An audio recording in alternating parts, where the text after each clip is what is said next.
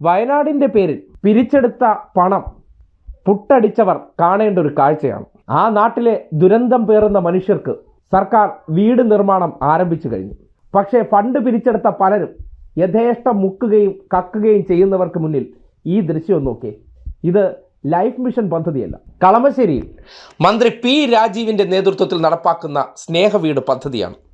നടൻ പൃഥ്വിരാജ് കഴിഞ്ഞ ദിവസം താക്കോൽദാനം നിർവഹിച്ച ആ ചടങ്ങൊന്ന് കാണണം. ആ കുട്ടികളുടെ വാക്കം കേൾക്കണം. ഒന്നും രണ്ടും അല്ല, 30 സ്നേഹവീടുകളാണ് കളമശ്ശേരിയിൽ ഒരുങ്ങുന്നത്. അതിൽ 10ഓളം നിർമ്മാണം പൂർത്തീകരിച്ച് കഴിഞ്ഞു. അതിൻ്റെ താക്കോൽദാനമാണ് കളമശ്ശേരിയിൽ നടക്കുന്ന കാർഷിക ഫെസ്റ്റിനോടനുബന്ധിച്ച ചടങ്ങിൽ നടൻ പൃഥ്വിരാജ് കൈമാറിയത്.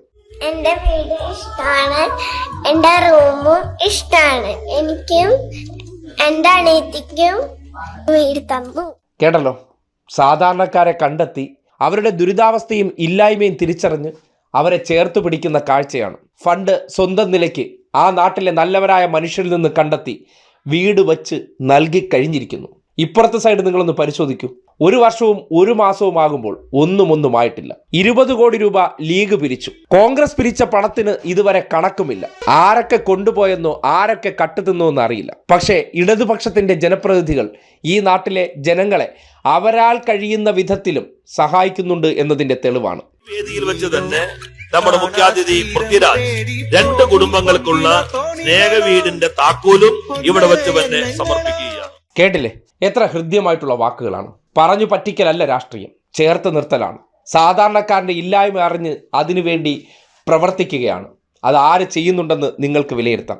കണ്ണിൽ പൊടിയിടാൻ വേണ്ടി നാട് നീളെ നടന്ന് പിരിവെടുത്ത് അത് സ്വന്തം കുടുംബത്തിലേക്കും സ്വന്തം സാമ്പത്തിക വളർച്ചയ്ക്കും സ്വന്തം ധൂർത്തടിക്കും ആഡംബരത്തിനും വേണ്ടി വിനിയോഗിക്കുന്നവർ ഇതുവരെ കണ്ണിൽ പൊടിയിടുന്ന ചില പ്രവർത്തനങ്ങൾക്കപ്പുറം ഒരു ചുക്കും ചെയ്യുന്നില്ല എന്നതിൻ്റെ തെളിവും, എന്നാൽ ചെയ്യുന്നവരുടെ കാര്യത്തെക്കുറിച്ച് വാർത്തയാകുന്നില്ല എന്ന യാഥാർത്ഥ്യം കൂടിയാണ്. പി രാജീവ് സ്വന്തം ഫേസ്ബുക്ക് ഐഡിയിലൂടെ പുറത്തുവിട്ട ദൃശ്യങ്ങളാണ്. നാട്ടുകാർ അറിയണം. ഇതൊക്കെയാണ് ഈ നാട്ടിൽ ഇടതുപക്ഷ പ്രവർത്തകർ ചെയ്യുന്നു എന്നുള്ള യാഥാർത്ഥ്യം മനസ്സിലാക്കുകയും വേണം.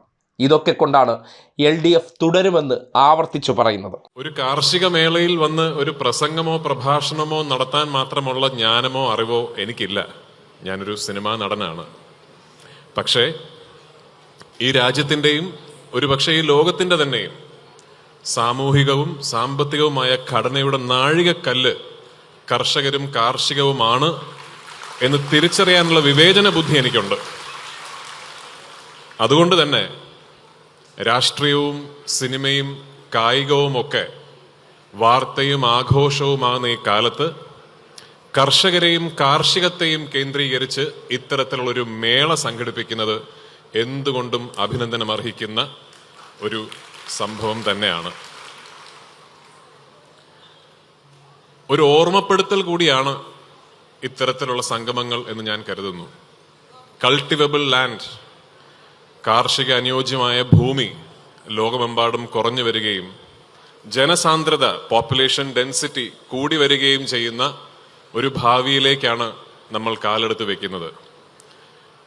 അത്തരത്തിലുള്ളൊരു കാലഘട്ടത്തിൽ ഏറ്റവും എഫിഷ്യൻ്റായ അഗ്രികൾച്ചർ മെത്തഡോളജിയും ഏറ്റവും സ്കിൽഡായ അഗ്രികൾച്ചറിസ്റ്റുകളെയും വാർത്തെടുക്കേണ്ട ഒരു ഉത്തരവാദിത്വവും കൂടി നമ്മുടെ സമൂഹത്തിനുണ്ട് എന്ന് ഞാൻ ഉറച്ചു വിശ്വസിക്കുന്നു.